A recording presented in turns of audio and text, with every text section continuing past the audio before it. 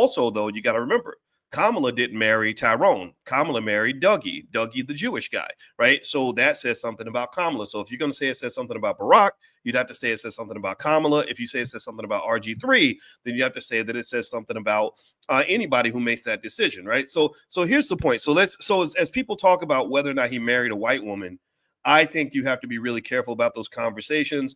At the same time, there are some truisms you can throw out there. Like I mentioned to you all that the greatest investment I'll ever make in my life is who I choose to marry. There's no stock I've ever bought that's more valuable. There's no real estate I've ever purchased that mattered more. There's no business deal I've ever done that's more important than the ultimate business deal, which is a marital contract. And I told you all years before I married my wife, I said, when I make that contract, it will be with a Black woman, because I could not sit here and say I am B1 pro-Black and all these other things, but then say when it came time for me to make the greatest investment of my life, I married a white woman.